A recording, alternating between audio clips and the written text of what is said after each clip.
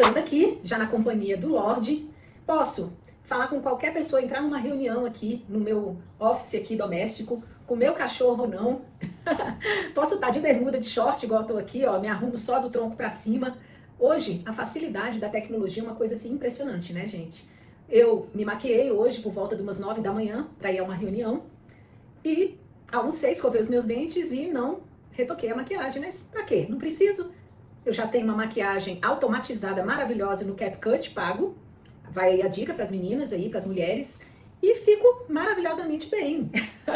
Até melhor do que o esperado. E tem gente que tá tendo até uma síndrome, né? Vai ficando assim meio que até com a autoestima baixa, porque quando se vê no espelho, na real, é totalmente diferente, né? Você tem rugas, você tem sinais do tempo, você tem sarda, você tem pinta, você tem mancha, melasma e por aí vai, né, gente? Mas fazer o quê? A gente tem que saber usar a tecnologia ao nosso favor. Então vamos lá.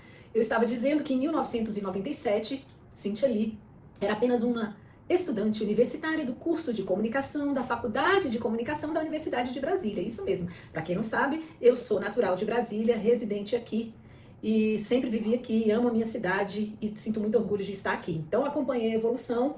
Muitas turmas vieram depois de mim, como vieram antes, inclusive os meus professores, vários deles se destacaram aí em jornais, editorias, telejornais, e a gente fez muita coisa bacana nesse tempo aí dos anos 90, meados dos anos 90, quando eu estava na faculdade de comunicação. Esse ano fez 30 anos da minha admissão, né, na faculdade de comunicação.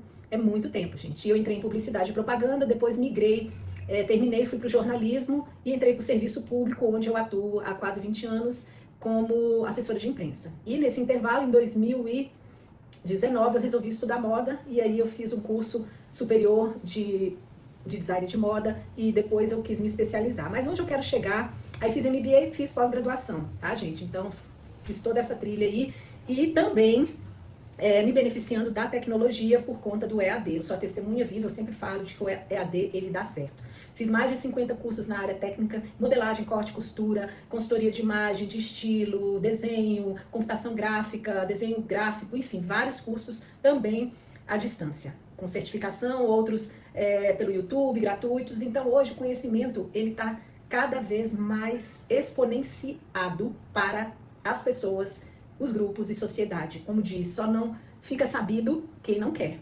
Então, a minha dica para você hoje, que a gente está começando mais uma semana, que seja produtiva, abençoada, rica em conhecimentos e aprendizados. Não pare no tempo, jamais. Não importa qual é a sua idade. É importante acompanhar as transformações do tempo, da tecnologia, da ciência, da comunicação, né, como é que fala, gente? Fugiu aqui. Da interatividade, da conexão entre as pessoas. Nós precisamos, sim, também evoluir nesse sentido de relações pessoais. Seja em adquirir skills, inteligência emocional, para a gente lidar melhor com o outro, entender melhor as pessoas, nos relacionarmos melhor com elas, darmos apoio quando necessário, acolhimento quando necessário, enfim, ter palavras boas, edificantes, palavras de vida para as pessoas que nos cercam, né? Sejam conhecidas ou desconhecidas, não importa, porque, como diz lá Jesus, ele veio não para ser servido, mas para servir. Ele não falou que nós éramos para ser a sua semelhança, vivermos emocionalmente, psicologicamente, conforme a sua maneira, o seu caráter, o seu exemplo? Então, seria mais ou menos isso. A gente veio para esse mundo aqui para fazer o bem, né? Independente de religião. Gente, eu não tenho religião, eu creio em Jesus, nessa força, nesse homem poderoso, como queiram entender, e, enfim, eu acredito que essa energia, ela, das coisas boas que pairam ao nosso redor, ela só cresce, só se expande quando a gente faz a coisa boa, quando a gente busca coisas melhores. Mas vamos lá, vamos voltar aqui para o X aqui da nossa conversa, que é as novas tecnologias. Então, gente, em 1997, eu lembro como se fosse hoje, que todo mundo da minha sala na faculdade ficou assim, meio que em estado de êxtase, quando a internet começou a ganhar impulso e a tornar parte de uma parte pequena ainda da sociedade universitária, porém já tinha muita gente, inclusive professores meus, que tinham um PC em casa e começou assim a acessar, né, a internet para ler notícias, para saber em tempo online real o que estava acontecendo no mundo. E pra gente aquilo ali era algo incrível, né? Para quem já tinha esse acesso, como alguns dos meus professores que relatavam pra gente que estavam até estranhando a questão de não ter mais de comprar o jornal físico todas as manhãs, o Correio Brasiliense, né, que é o jornal mais importante aqui de Brasília, mais tradicional, e que agora ele sentava para tomar o seu café no conforto da sua casa, como sempre fazia com o jornal impresso, mas agora era em frente ao laptop, ao PC, e que aquilo era algo incrível, que só experimentando, só você navegando literalmente que você saberia descrever essa sensação, essa dopamina, essa coisa incrível que era ficar por dentro de tudo que estivesse passando no mundo naquele tempo, naquele minuto e chegando ali na telinha do seu computador. E lembrando que naquela época não era internet banda larga, não tinha Wi-Fi, era tudo internet de escada, então era via linha telefônica e fazia aquele barulhinho de discagem para conectar a internet.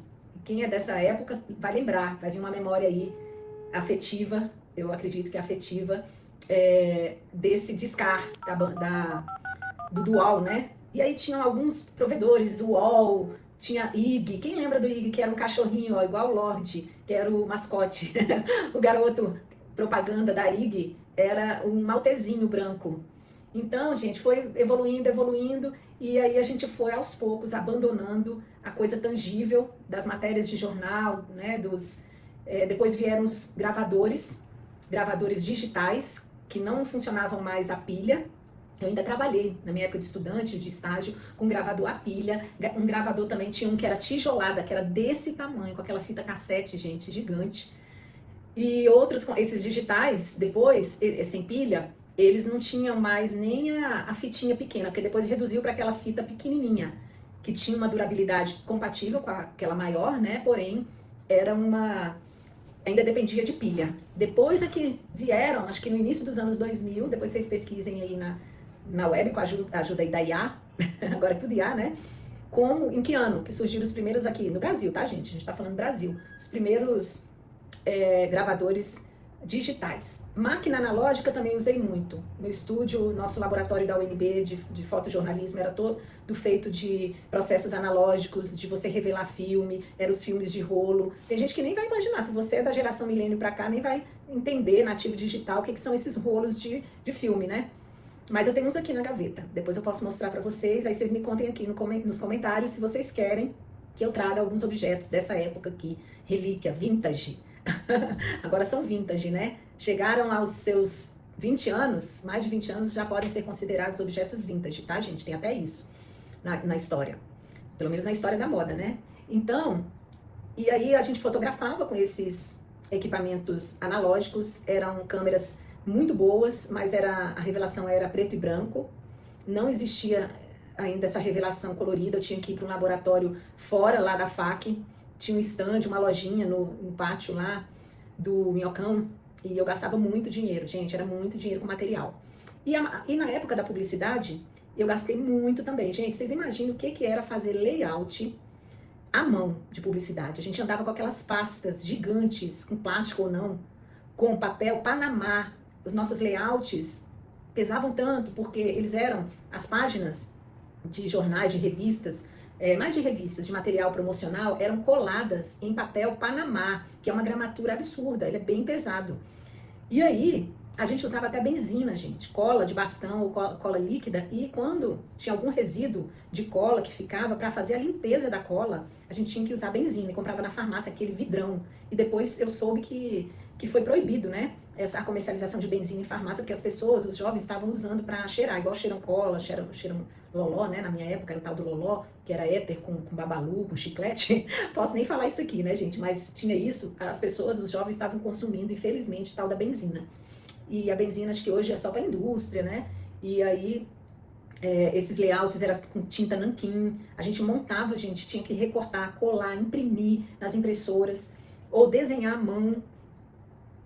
No caso das letras, dos títulos das campanhas, você tinha que montar também, um a um, cortar de recorte de jornal as letras que já eram impressas e montar, ou desenhar para quem tivesse habilidade, ou você ter aquela régua que tinha os números, letras, o alfabeto e algumas formas geométricas. Não sei se vocês já tiveram essa régua lá no jardim de infância, no primário. E aí a gente usava aquilo. Eu contando aqui pra vocês, gente, vem assim um túnel do tempo, uma nostalgia, porque parece que foi ontem. E 3 décadas se passaram e quanta coisa aconteceu, gente, nesse tempo, né? Quem diria que a tecnologia chegaria a esse patamar e a expansão do conhecimento? Nós usávamos livros pesadíssimos, era tudo na biblioteca, tudo analógico, não era nada informatizado, digitalizado. Eu não lembro de ter. Eram fichas analógicas para você saber onde um livro estava. Na biblioteca tinha os guichezinhos para você procurar ali, né, os códigos da localização dos livros, nada digital, nada informatizado. E era sempre assim, tudo, processo de matrícula, você preenchia à mão as fichas de matrícula, todo semestre vinha aquela grade horária, você tinha que assinalar à mão, assinar, rubricar, uma por uma. A maioria de nós não usava caderno, usava ficheiro. E livros na FAC eram mais escassos. Por quê? Porque a gente tinha muito material que vinha das agências de publicidade, dos professores, dos jornais. E a gente não lembra da gente ter muito livro, assim, ter de comprar livro. E nem de fazer prova, gente. Acho que era mais trabalho para entregar, porque a gente tinha e trabalho prático, né? Fazer telejornal, participar no estúdio. Gente, estúdio de radiojornalismo que tinha, você tinha que fazer locução. Então, é um mundo muito diferente, um mundo muito novo. E tudo começou ali, e aí em 1997 eu consegui comprar o meu primeiro computador PC, que era de uma loja famosa aqui de Brasília, e já era um Pentium, não lembro qual era o Pentium, e foi um computador tão bom, ele não era montado, ele veio de fábrica, e eu paguei 24 prestações, ele tá vendo ali, gente, fazendo a missão dele, cumprindo, 24 prestações, uma bíblia, né? E era caro, era pelo menos acho que uns R$400, gente, cada prestação desse computador, com impressora, eu comprei com tudo, né? Eu não sei, caixinha de som, essas coisas que não vinham. Só vinha teclado, mouse, o PC. E ele era branco, tijolada, né? Aquela tela grandona, igual de tubo, né? E tinham amigos meus que tinham o da Mac. E eu achava lindo. Tinha uma loja na Asa Sul e eram coloridos. Parecia assim meio que transparentes de acrílico. Ô, Lojinho. E aí eram laranjados, outros eram azuis. Enfim, era muito legal, só que era muito caro. Você imagina, se esse meu custou, digamos, né, naquela época, 2.000, o da Mac era 4. Então só os ricos, né, gente? Os ricos da faculdade que podiam ter. Eu já foi uma luta, porque eu não trabalhava, só estudante. Eu acho que eu fazia já um estágio, estava estagiando, não me lembro, para ajudar a pagar, mas eu sei que mudou. Foi uma virada de chave na minha vida, nos meus estudos, na faculdade. Ter esse computador me ajudou muito a concluir o meu TCC, a economizar tempo, né, de eu não ter de ficar muito tempo lá no campus, lá na faculdade, lendo livros, pesquisando material. Começaram os birôs. Os birôs são essas estações de impressões, de encadernações. Também era uma demanda muito alta por isso, os estudantes de comunicação, para fazer seus portfólios. Gente, essas pastas eram os nossos portfólios de publicidade. Então, você imagina o peso. E depois você trazer tudo isso para dentro da máquina, tudo digitalizado. Então, assim, foi um fascínio, né? Depois que tudo começou a ir para o computador, mudou a nossa vida, né? Assim, da água para o vinho. Nossos layouts, nossos trabalhos eram apresentados todos digitalmente. Então, foi, assim, uma evolução muito grande. Então, eu vivi isso, esse divisor de águas lá na Faculdade de Comunicação, de 95 a 97, o analógico, de 97 em diante, até os anos 2000, quando eu saí da universidade. Vivi o digital, assim como no meu trabalho, mas aí é outra história para contar depois. Então, gente, espero que vocês tenham gostado e nós vamos fazer outros cafés com bate-papo, com conversa aqui com Cintia Lee. Se você está gostando, gosta desse tipo de assunto, de tecnologia, universo digital, comunicação, branding, marketing, você chegou aqui ao lugar certo. Muito feliz pela sua companhia. Fica aqui, inscreva-se e compartilha aí com algum amigo, amiga que você sabe que vai gostar desse tipo de conteúdo. Vamos fazer nossa comunidade de creators crescer cada vez mais e muitos conteúdos virão por aqui. Não só conteúdos aí históricos, datados, mas também conteúdos bem atuais. Temos muita coisa já bacana aqui no canal. Dá uma navegada e depois conta pra mim aqui nos comentários de tudo isso que eu falei, o que você gostaria de viver ou que você também viveu. Eu vou ficar muito feliz de ler o seu comentário. Então fica com Deus e até o próximo vídeo. Tchau!